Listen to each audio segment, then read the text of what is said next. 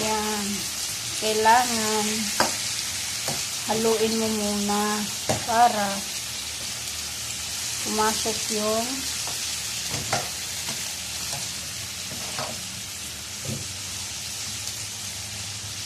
lasa.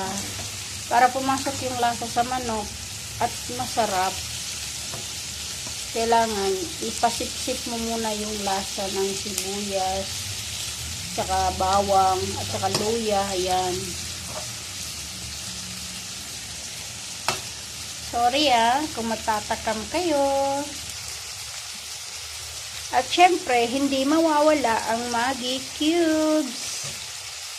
Yan. Tutunawin na yan.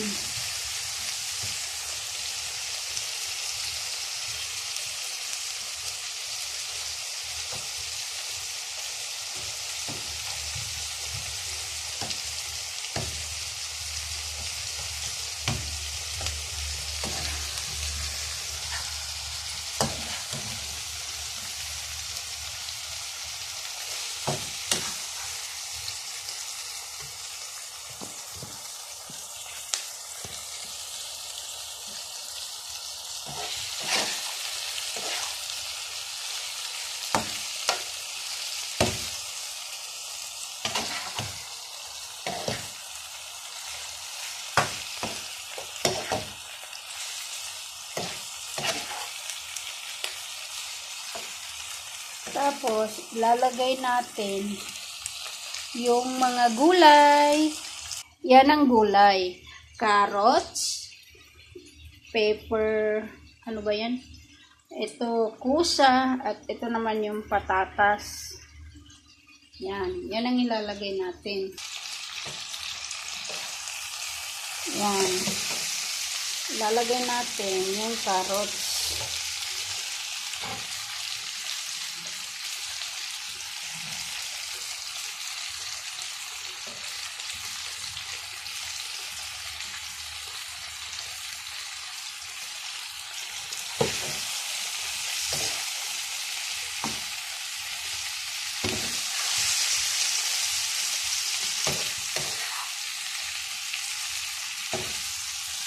At tingnan nyo naman, mukha pa lang. Mukha pa lang, matatakam ka na.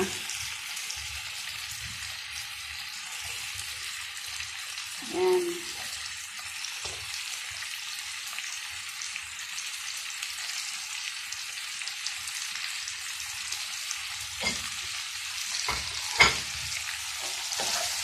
Yummy. Yan.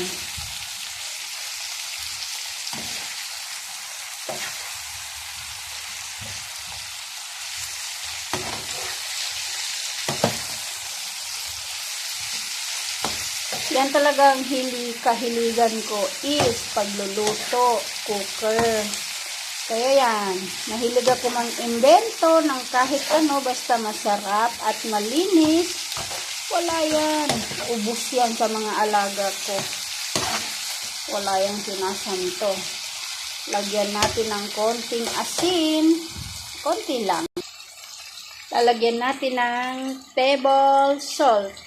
Yan. Konti lang naman. Mga ganyan lang Yan.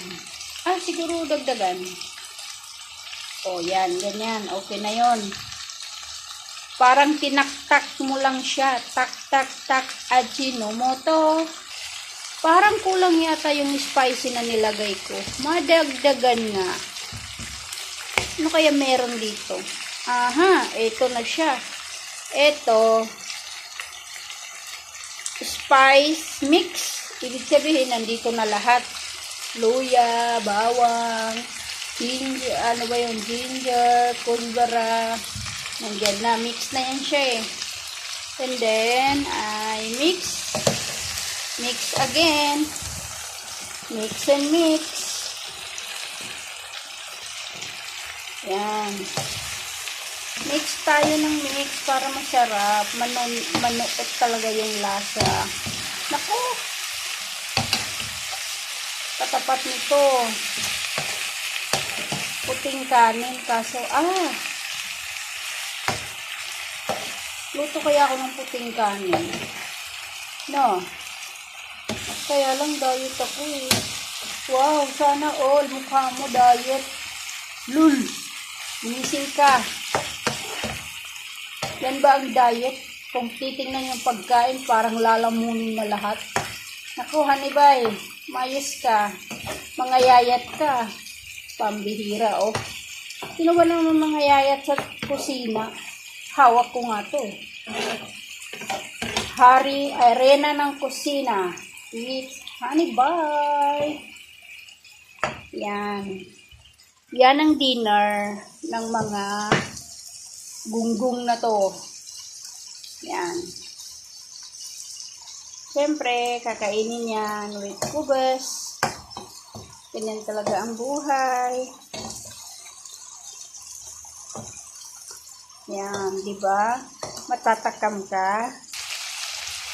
Ilagyan ko ng beef ramen. Yan. Para mas lalong sumarap. Di ba? Ayan tayo eh. Lutong Pinoy. Basta Pinoy, madiskarte. Yan.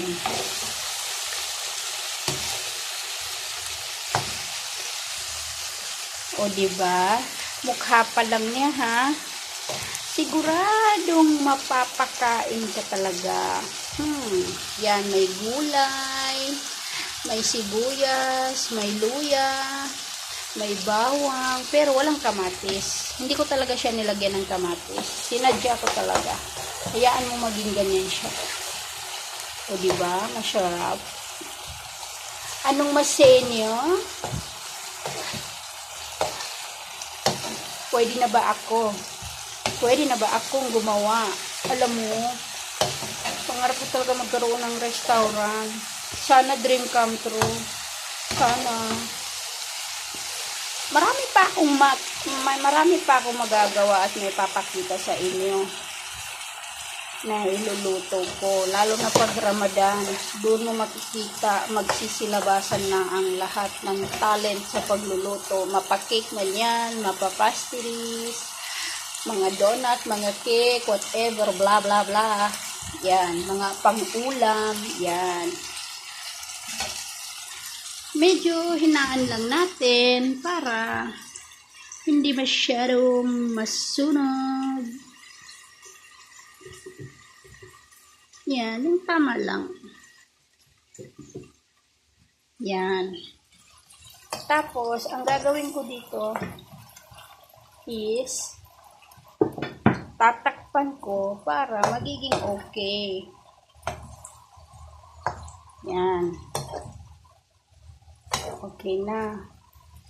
Yan ang sinasabi nilang chicken with vegetable. Manok at gulay. Inartehan mo pa eh. Ayun lang naman eh. Sige na. Bye-bye na.